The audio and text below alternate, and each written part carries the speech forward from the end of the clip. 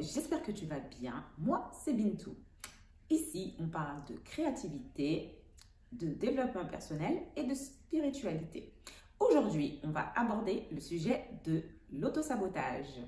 Ça fait un peu écho avec la vidéo que j'ai publiée sur la procrastination. Donc, pourquoi on s'auto-sabote? Il faut savoir que l'on a plusieurs drivers, dont le « soi parfait ». Étant petit, le cerveau enregistre tous les événements qui se passent entre l'âge de 0 et 7 ans. Donc, à partir de ces impressions qu'il a enregistrées, il va te créer ta réalité. Tu as sans doute été remis à ta place plus jeune en te disant « attention, ne fais pas ci, ne fais pas ça ». Et souvent, lorsque nos parents nous disaient certaines remarques, on pouvait le prendre comme des critiques. Donc, on a adopté notre comportement de manière à ce que nos parents soient contents de nous pour avoir leur amour. Donc, tu as sans doute hérité du driver « sois parfait ».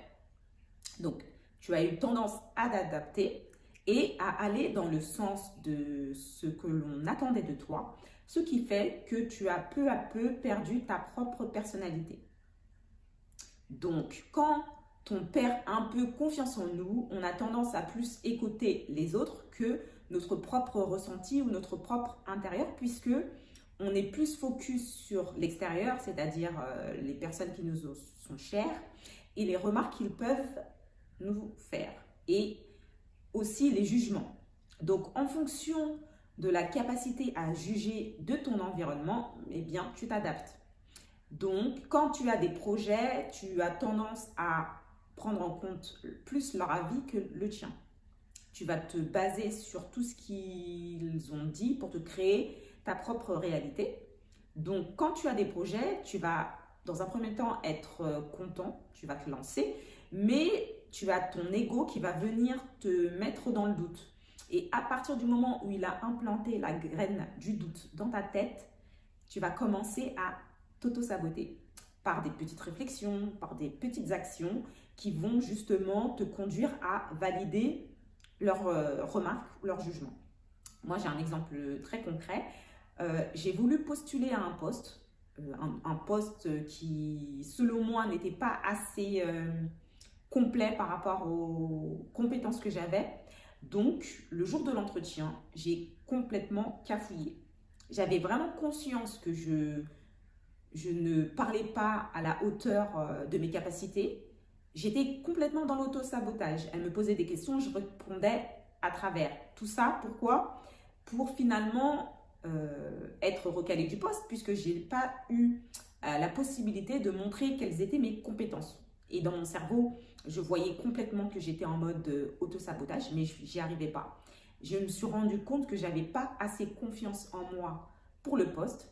Je me disais que je ne maîtrisais pas assez les tâches du poste pour pouvoir y aller. Mais en réalité, tout s'apprend dans la vie. Il fallait juste que je montre que j'étais capable d'apprendre, que j'avais déjà acquis des compétences sur mes anciens postes pour y aller. Et c'est la même chose, par exemple, pour la chaîne YouTube. On est souvent dans notre tête à réfléchir à tout ce que l'on n'a pas. On n'est pas assez belle, pas assez communicatif, pas assez expressif, on n'a pas assez de connaissances ou les sujets qu'on souhaite aborder ne sont pas assez intéressants. Donc, on se met tout de suite des barrières, des limites à l'entrée, alors que finalement, tout s'apprend. Au début, il faut accepter d'être débutant, de se tromper et de réessayer. Mais comme on a déjà une haute estime, enfin pas une haute estime, mais on a déjà des grosses barrières à l'entrée qui nous donnent justement l'impression de ne pas y avoir arrivé. Et l'ego sera là pour nous comparer, nous juger ou nous rabaisser et nous dire finalement non, non, laisse tomber, ça ne sert à rien d'essayer, autant rester dans ton confort, dans ta zone de confort, ce que tu sais faire et ne cherche pas plus. Alors, si tu es quelqu'un qui veut plus justement dans la vie, c'est là que ça devient un blocage puisque tu crées de l'anxiété, du stress parce que tu sais que tu veux plus, mais tu n'oses pas te lancer de peur de mal faire ou de te tromper. C'est très important de prendre en compte le dialogue interne que tu as dans ta tête, puisque tu te rends compte que tu es beaucoup dans le mental et pas dans l'action. Et ça génère du doute, ça crée de l'anxiété et tu te mets des barrières en fait. Tu te flingues un peu, tu te mets des coups de pied, enfin bref, tu te flagelles. Alors que si tu acceptes de te dire que c'est pas grave, c'est pas parfait, mais je me lance, et que tu entraînes ton cerveau justement petit à petit à sortir de sa zone de confort en faisant des petites actions qui vont sembler anodines, mais qui vont t'ouvrir justement les portes pour faire des choses de plus en plus complexes, tu te rendras compte que finalement, tu es capable. Tu n'es pas moins doué qu'un autre et que tu peux toi aussi accéder à tout ce que tu veux dans la vie. C'est pour ça que je t'encourage justement à aller au-delà de tes peurs en faisant des choses que tu te sembles incapable de faire. Regardez, moi par exemple, j'ai toujours voulu commencer ma chaîne, mais je me suis mise pareil des barrières à l'entrée en disant que je n'étais pas assez.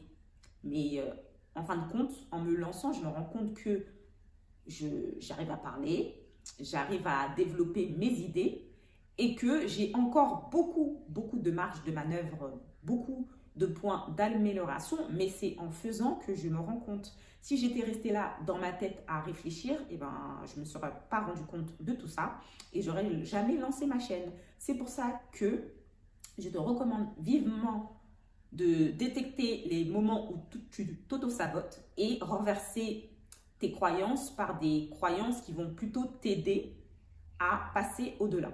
Prends le temps, par exemple, d'écrire tout ce que tu as envie de faire et à côté, mettre pourquoi, c'est quelle raison que tu ne devrais pas le faire.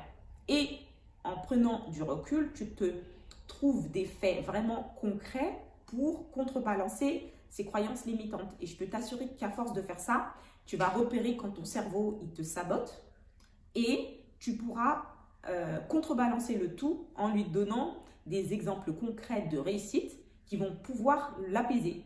Et surtout, il faut sortir de ton ego puisque ton ego, il est là pour te saboter. Il ne va jamais te dire oui, vas-y, c'est très bien ce que tu fais. Il faut t'attendre à ce que lui te rabaisse. Mais si tu as des points positifs pour contrebalancer ton ego et justement savoir quand il parle, tu pourras enfin passer à l'action et ainsi éviter l'autosabotage. Donc, j'espère que ça t'a aidé. Et n'hésite pas à me dire en commentaire, par exemple, qu'est-ce que tu voudrais faire, mais que tu as toujours remis au lendemain et quelles sont les manifestations de ton auto-sabotage. Si ce type de contenu t'intéresse, n'hésite pas à t'abonner et à bientôt pour la prochaine vidéo. Bye!